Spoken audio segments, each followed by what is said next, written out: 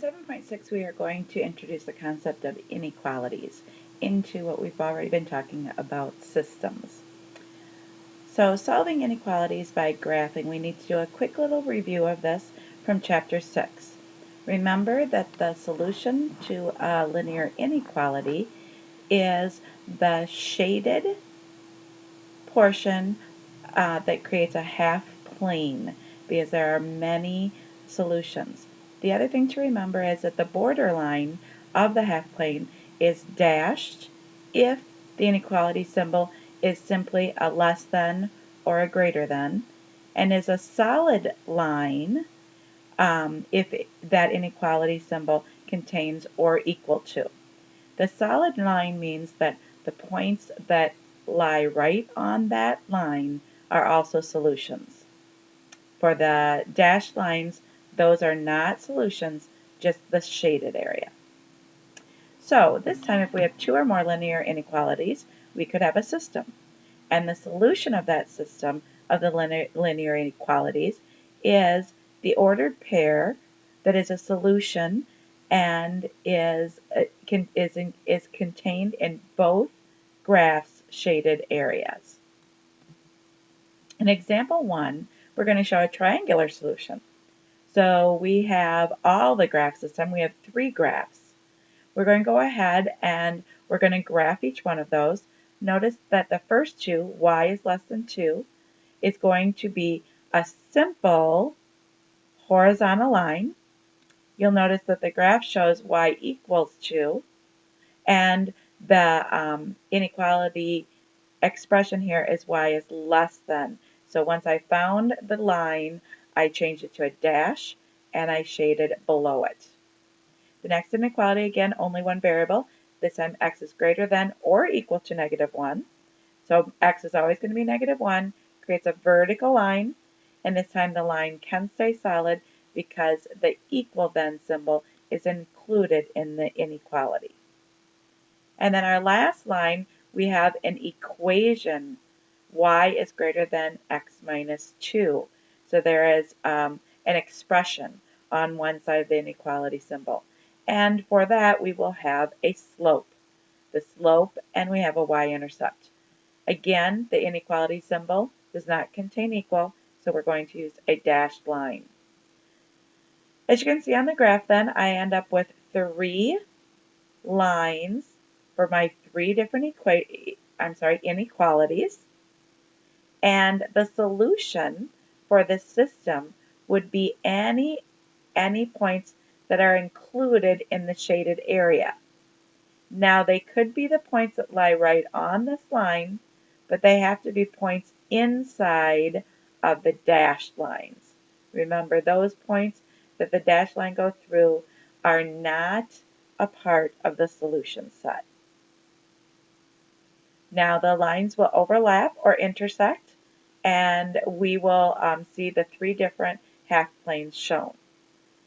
When you are doing a similar exercise, you might not be able to tell the plane that is created that they all share in common. One way to get around this is to actually use colored pencils for each one of your equations so that you can then find the portion of the plane that contains all 3 of those colors. Another thing to maybe help is to make sure that you mark your 3 corner points, as I have done here. That will make the triangle a little bit more visible, even if it's all in the same colors, and easier to follow the inequality symbols represented by the dashed or solid lines. In the next example, this time our solution region is going to be formed between 2 parallel lines. So we would have to have, for this one, we have 2 line inequality statements that are simply going to have one variable. So here are inequality statements. Y is less than 3. So y is always going to be 3. I go to 3, and I notice the inequality symbol does not contain equal to, so I make it a dashed line. My next inequality statement is y is greater than 1. So this would be, again, a dashed line, and it would be placed on the y-intercept 1. Now, this would be a compound because it has a common area in between it that is shaded. That common area between parallel lines will create a band between the two parallel lines. Now again, both of those parallel lines are created with dashed lines, so the solutions would not be contained on the lines, only between the lines. Example 3 gets exciting because we have a quadrilateral solution. Quadrilateral solution would be because we are dealing with 4 inequality statements. Same procedure, we're going to graph each one of those inequalities. You'll see on the graph they are written as they are all equations or equal to, so that we can find the location, and then we need to look back and make sure, does the inequality symbol contain it or equal to? And all 4 of these do, so we have solid lines that can stay solid. Again, if we only have an x, that's going to be a vertical line. X will always be that number. This time it's x is 0, so it stays right on the axis. This time we have y is greater than or equal to 0. So again, we have a solid line, we have a solid line, and it's going to be located on 0 on the y-axis. Look again at the other part of the inequality symbol. This one says greater than, so it's going to be more than and higher. The x one was also greater than, so it's going to be to the right where the positive integers are, or that the integers are getting larger. Inequality 3 is y is less than or equal to 2, so we locate where we're going to draw that horizontal line, and we're going to shade below it as the numbers on the y-axis get smaller. And then the last inequality is going to have to do with a sloped line at the y-intercept of 3. We would go there, and then we see that the slope is a negative 1, 2. So we could go down 1, that would be the negative, and over 2. Or we could go up 1, and if we go up 1, that's the positive, so we'd go to the left 2. That one, however, does not appear on the small graphic that we have. Now that we have our 4 quadrilateral solutions, we need to find their common area. The common area created by these 4 solutions is 0, 2, 2, 2, 6, 0, and 0, 0. Let's go back to our individual ones.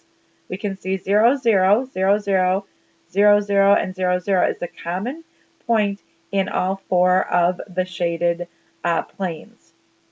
If we want to go as high as we can, the greatest y value that we could have would be that the one, we wouldn't be able to answer that because that could keep going up. So we're going to go to the least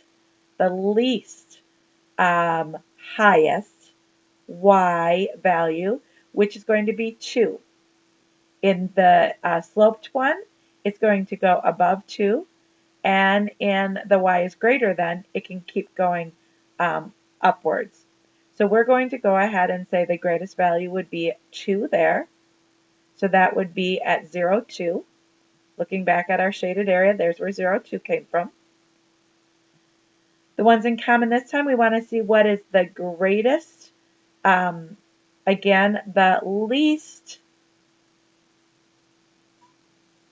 How did I just say it before? I'm sorry. If we look at our x, how far can we go to the right that all of them have in common? Infinite here, infinite here, infinite here on the x-axis. However, when we get to the sloped one, the largest value for x would be right here, and that would be 6. So 0, 6 is going to be that corner. So I have my 0, 0, I have my 0, 2, and I have my 0, 6. How did they come upon the 2, 2? Again, if we went and if these were, If these were overlapped, we'd be able to see this. But again, the sloped one is giving us our more particular one. So 2, 2 is the highest I can go where I'm traveling both on the x-axis and the y-axis. Okay, I need to travel on both of the axes. When I do that, I look here, 2, 2 is in this infinite shading, and this infinite shading.